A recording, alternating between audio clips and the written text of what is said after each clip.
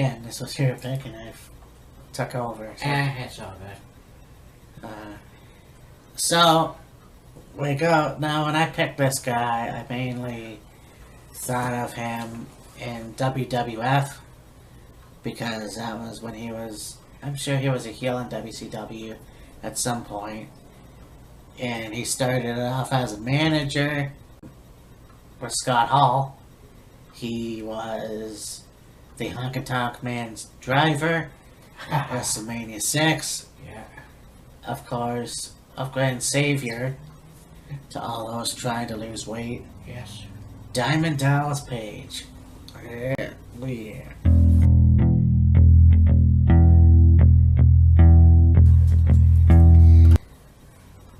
There's really nothing more I can say. I mean, I'm sure he was a heel at some point in WCW. Not really. He was mostly a face throughout his tenure in WCW. Oh, I think in the beginning, like when he very first started, he was kind of a heel because he had, of course, what do they call that? The Diamond Stable or something like that. yeah, Brought Diamond in Stud. the Diamond Stud, and the Diamond Dolls, and what have you. So that aspect of his manager side of it, he was a heel. But once he got into the ring and wrestled, oh, he was a face. And just faced right on to basically the 01 alliance and WWE, and then they did the whole thing with him and Undertaker. Yeah, that's kind of where I was looking at it, though. I mean, I should have thought about it, but Diamond Dallas Page during that time, to me, was probably one of the biggest scumbags there were. Yeah. Yeah, not thinking that, yeah, he was a face in WCW, but once again, I wasn't a huge fan, so Yeah. the fuck do I know? Yeah, really. But, yeah, another guy that also wrestled in TNA for a while. Yeah, for a little And bit. then there's DDP Yoga. So, yeah, really, I shouldn't have put him as in the heel category, but, you know, I guess just for that one time. Yeah. You know. Next, how about a guy that was an amazing manager? Managed the 70s, the 80s. I'm not sure if he was a manager throughout the 90s. I don't think so. But a guy that managed Ken Patera, he managed, I think, yeah, the Wild Samoans. He managed, he was part of the rock and roll No. 80s thing. Yeah. The captain himself, Lou Albano. Yeah. Mr. Super Mario. Yeah, you know, first looking at him, I thought, how the hell did you get those elastics in your nose? Yeah. With this guy, definitely. I mean, here he started off as a wrestler, Yes. you know, and then just went from there. Mostly famous for being a manager. Yes. He was a part of the Rock and Wrestling, That's what I was looking for. and, you know, managed a lot of great guys in there. I wish that, like, I only know him through the Super Mario cartoon because I was a kid, Yeah.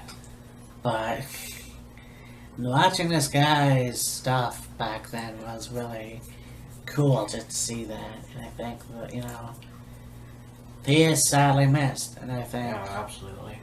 I don't know where he would fit if he came back, you know. Yeah. But yeah, Captain Lou Albano was another great manager. I assuming a heel manager. I mostly remember him as the face, really. Okay. Alright, so we're gonna go to a guy that I remember reading in the magazines, the WCW magazines, and this guy, Johnny B. Bad, who eventually came to WWE as Wildman Mark Merrow, and then... Okay, Marvelous Mark. Yeah. You know, I'm not quite sure what his status was in WCW, if Johnny B. Bad was a heel or a face or heel. I know he had a flamboyant gimmick. Yeah, he was pretty much a face. So, throughout WCW. yeah, so you go from that, and he goes to WWE, basically gets his ass kicked by Hunter Hearst, well then Hunter Hearst Helmsley, Yes. you know, because of Sable. They get a feud going, becomes the WWE Intercontinental Champion. You know, was a face for a long time, and then, you know, him and Sable are together, and they're a real life couple. He becomes a heel, and one of the, you know, biggest assholes in the WWE. Very sexist against Sable. Yes. No, very, had the fans turn on him, and, you know, just not a likable person at all. Right. Who could ever forget the Sable bomb who drowned the world? Oh God, yeah. You know, I think that those two work together really well. You know, you had, and you know, yeah, you have his Intercontinental title run in '96, but after that, I don't think he had anything else. And No. so from there, I don't know where he went. Like, I know he had that thing with Sable, and then like around '99, anyways, he just left. I think it was a part of the Brawl for All as well. Yes, he was. So that was, you know, but yeah, Mark Merrow definitely played a really good heel in my opinion. I definitely have to watch a little bit more of WCW because, like I said, I've saw snippets of it on the WWE Network, and when I was a kid, well, reading it in the magazines. So yeah, very interesting individual. He did motivational speaking. Yes. He talks about his mom in one of the speeches he did. And if that doesn't make you cry, I don't know what will. Oh yeah, there's this one video where he's delivering the speech in a school, and of course he gets to this part where he's talking about his mother, and there wasn't a dry eye, I tell you. No, that's what drugs do to you. Yeah. It's crazy, man. Yeah. So, how about we go to a guy that had a most unique introduction into the wrestling business, had a very good and also somewhat of a flop run with one promotion, and then he came to another promotion and just was really good at being bad. He was probably most utilized as a comedy tool for other wrestlers, but overall just excelled as a heel, really knew how to get you to hate him. And when you look at his backstory, you go, wow, he had quite an interesting upbringing. And then when he got into the wrestling business, it was just, the start was kind of weird, but once he got there, he just took off and became, you could say, one of the best. Eric Bischoff. Oh, yeah. Yeah, well, I can't talk about Paul Heyman without talking about Eric Bischoff, the owner of WCW. You know, he did have an audition to become a commentator, or backstage announcer, anyways, for WWF. I think he was a commentator with AWA, but mostly it's just WCW. Yeah. You know, this guy definitely was one of the more interesting guys because you don't know what kind of person he actually is. Yeah. You know, being the guy who ran WCW as a commentator, well, basically did the McMahon role. Yeah. You know, ring announce or commentary, and go from there to NWO and just the top heel in WCW. And there was this whole thing where, you know, we're going to challenge Vince McMahon to a fight, Yes. which never happened. No. Yeah, later on, WCW disbanded, and years later, having Bischoff come to WWE and fuck everything. Well, I can't say that. I mean, I think one of the only good things I can think of that came from him was the Elimination Chamber. Yes. So, there's that. And then, of course, Bischoff went over to TNA with Hogan. Did a lot of stuff with Hogan. The Yeah. celebrity wrestling show Yeah, yes. with Hogan. And that was interesting. Yeah, this guy definitely was an interesting heel, I gotta Yes. say. Like, I'm sure, like, he could have worked for WWF at the time. But what they did to see if he'd be good at talking or whatever was he went to, I think it was Stamford, Connecticut or whatever, goes in, there's a Mr. McMahon sitting behind a table, there's a camera rolling, and they go, "Here, sell me this broom." Yep, And that's it's like, one. are you fucking kidding me? You want me to try and sell you this broom to get a job here? Like, not for real, but I mean, still, like, you want me to talk about this broom and how good this broom is and whatever else just to get a job? Like, if that would have been me, I would have been like, thank you, but I'm getting the fuck out of here. Yeah. Thank you, fuck you, bye. Pretty much. Like, okay, I can understand wanting to work for WWE, but come on. Yeah, Why would you... I know. Anyhow.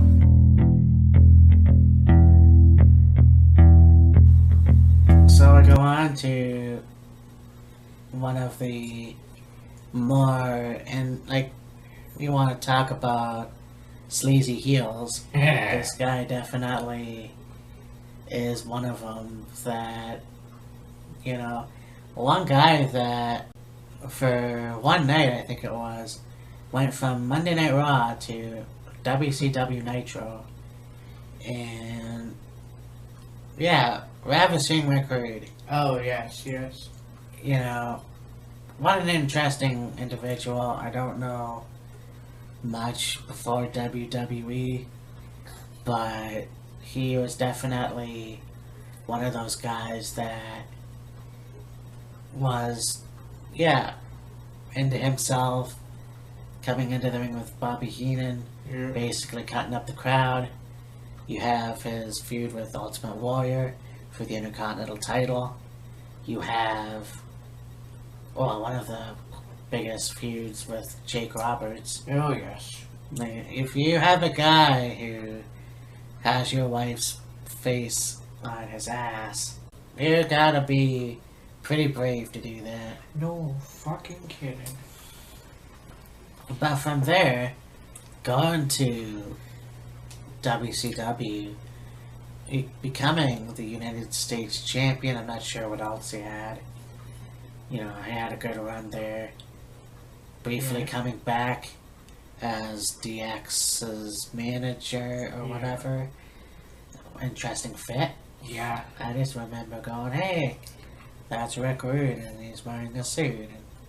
And he's managing these young, he's managing these young people. Yeah, these young guys. It's like, okay, interesting. But yeah, you talk about a guy that went from WWE going back to WCW. And then shortly after, he had passed on. Yes. And yeah, that's one of the more interesting individuals that should have probably captured the WWF title at one time, but they didn't believe in him. I don't know. Yeah. And I think probably Rick Rude's most memorable feud would be with Ricky Steamboat. That is true, yes. That is, yeah. For the United States title. Ricky Steamboat, yeah. Yeah, like them having a 30-minute Iron Man match and Steel Cage match and several others. You talk about him with the Dangerous Alliance. Yes. You know, that's pretty cool. And Rick Rude essentially was a Paul Heyman guy. Pretty much. You know. And there is a story that Stone Cold tells that I can't figure out. But basically, Rick Rude got pissed off at him, so... Well, basically the story goes like this. Austin and Rick Rude were riding together. I think they're with Paul Heyman, and Austin's talking about the burger joint and then a burger, and he's going, oh yeah, these goddamn burgers are so goddamn good. You got the goddamn juice running down the chin, and goddamn this, and goddamn that, and of course. If you say the Lord's name in vain again... No. Sorry. Okay. This is on, of course, the podcast, and I believe it was with Paul Heyman as his guest. And so Stone Cold's going on about goddamn burgers, but these goddamn burgers are good, and got the goddamn juice running down the chin, and goddamn this, goddamn that. And of course, Austin himself goes, you guys do say goddamn a lot. And Rick Rude finally turns to him and goes, if you take the fucking Lord's name in vain one more time. And it's like, okay, I'm just gonna shut up now. And then he says goddamn one more time. Yeah, well, you're goddamn sorry. And of course, Paul's telling the story and he's trying to make it as PG as possible. So he's like, oh gosh darn, and fudging. Yeah, you say the fudging Lord's name. You say the fudging Lord's name in vain. One, of course, I can say it the other way because this is YouTube and anyway. Yeah, this is our show. Bitches. No, just kidding. Fuck yeah. Yeah, but no, Rick Rude definitely one of the best heels of, the 80s and 90s. Got away with a lot of stuff, like Jake Roberts thing, and yeah, just very cool. And it's unfortunate about his untimely death. Absolutely. Yeah.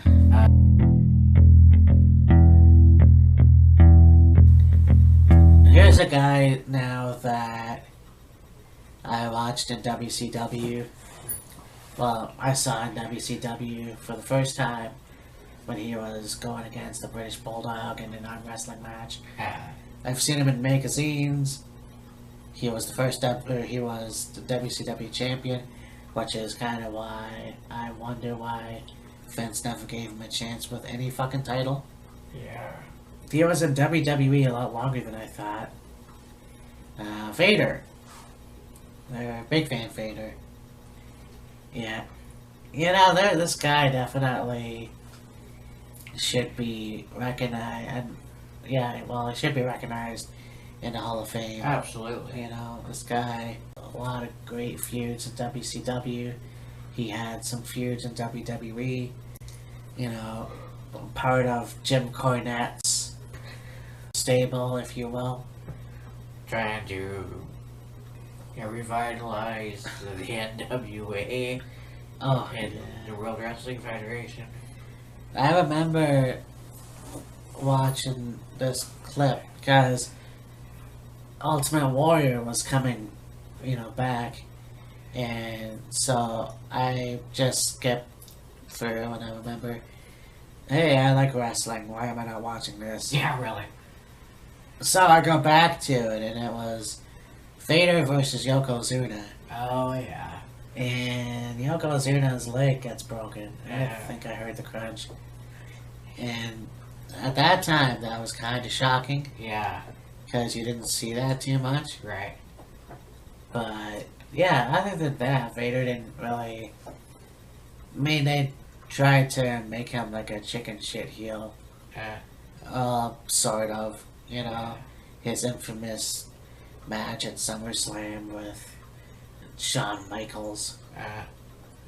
Yeah, there was one match I saw. This was quite a while ago. It was from, I think it might have been like a fully loaded pay-per-view or whatever. It was Vader against Bradshaw. That was a hell of a match. Of course, this was, I believe, in the time where they either split up or were still together, and it was just him or whatever when they had the new Blackjacks. Oh, yeah. With him and Barry Windham, because he had the dark hair, the thick, dark mustache. You talk about two big dudes getting in the ring and, for lack of a better term, knocking the shit out of each other. Fuck me. Ugh, that was wicked. Yeah. Or who could even forget, it was maybe, I don't know, a few months, Vader feuding with, Kane. Yes, that's right. Kane. We forget that Vader and Mankind were a part of it. Like, I don't know if they were necessarily a tag team, but they were definitely managed by Paul Bearer. Yes. Or even you could go, speaking of WCW, Vader, when he was partnered with Big Sid. Psycho Sid, Sid Vicious, whatever you call him at that point. The Masters of the Power Bomb. And them against British Bulldog and Sting. Oh, yeah, that's right. Yeah. Yeah, there was a shitty movie where they're on a beach. Yeah. Yeah. Shit. And then, of course, you have the four of them on Flair for the Gold and the infamous debut of Shockmaster. The Shockmaster. Yeah. That could have gone better. Poor Fred. Oh, yeah. Should have just stuck to Typhoon. Yeah.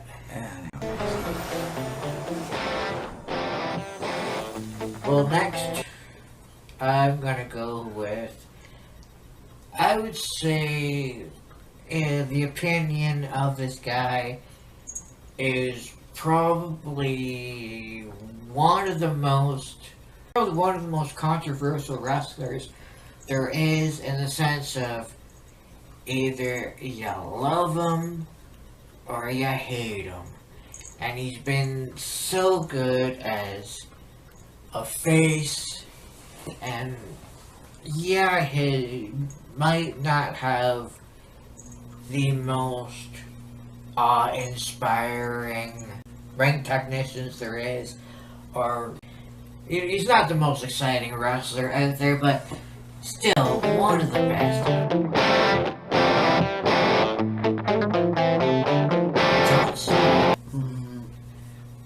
Yeah, it's interesting because when he first came to WWE, I was a fan.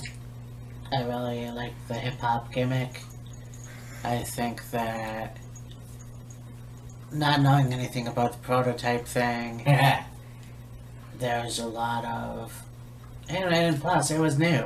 Yes. And that's the thing that really I like, because he was new, and, you know, you can only depend on guys like Steve Austin and The Rock and Undertaker. You want new people coming in, and Yeah. eventually that kind of got old after a while. And the one thing I really try to understand is why, and I can see why, and that's the same thing that Roman Reigns is getting. Yes. You know, he's being force-fed to a lot of the fans, and it's like, alright, so make him interesting. Don't just give him these lines, and I think that's what's going on. With John Cena, it's more or less, it's him, but it's not. Like, I don't know how other way to put it. John will shoot from the hip. Yeah. Like, he's very good at delivering, you could say, the comedic promos. He's really good at being funny, but when it comes time to be serious, he can be serious. Oh, And he can deliver some of the best promos, I think. yeah.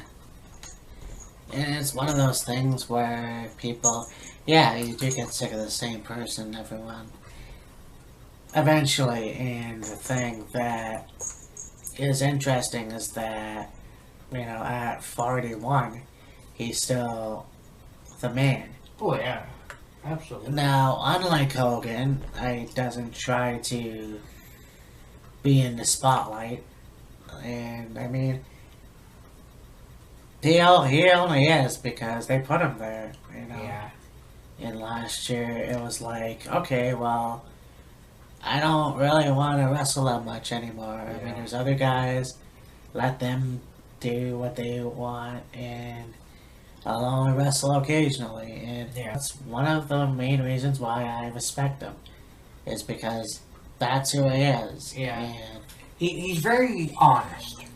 sometimes I think it can be hypocritical because they called him the free agent. You know, he's bouncing back and forth from on SmackDown. You get the thing from WrestleMania this year. Yeah. You know, the build up to that was bullshit. Yeah. The match itself was pretty good, except for the botched big boot. But, you know, John Cena is just one of those guys that is passionate about the United States of America, you know, and it's great, you know. I think the last feud he had with Rusev didn't have to be a country thing, but Yeah, the flag match. yeah. But, I mean, John Cena is always going to be that guy. Unfortunately. Well, not unfortunately. That's just the way it is. And does a lot of charity work. He's very, very passionate about people. I think that's awesome. That's yet another reason why I respect him. I'm not necessarily a fan of his, but it's not because I want to be in the in crowd. Yeah, I'm sure your opinion of him is different from a lot of people's. Yeah. Like, you're not a fan of his, but I'm not gonna be one of those people that go, Cena sucks. Yeah. Like, you're not really a big fan of his, but it's not because, you know, you see him so much that you just got tired of him. It's just whatever. Yeah. But, yeah. Yeah, John, I really believe that John, being so much of a advocate for the Make-A-Wish Foundation, is awesome. Like when he did his military gimmick in Yes. 2006 and feuded with Kurt Angle, I thought that was a bit much. I didn't really think it suited him, but that's my opinion. He was just coming off of the hip-hop thing. Yeah. So, I mean, that's the way it is. You know, like I said, I just say it's the same with Roman Reigns. You know, you have a guy that definitely isn't as good a face as maybe John Cena. And who knows? A lot of people said too, hey, John needs to be heel. Why? Yeah, what's the point? Like, people like him, I can understand in a way because Hogan did it and it turned out fine. I think people, or even Vince, doesn't want to, I don't know, crush little kids' dreams. I don't know. Maybe. Yeah. So,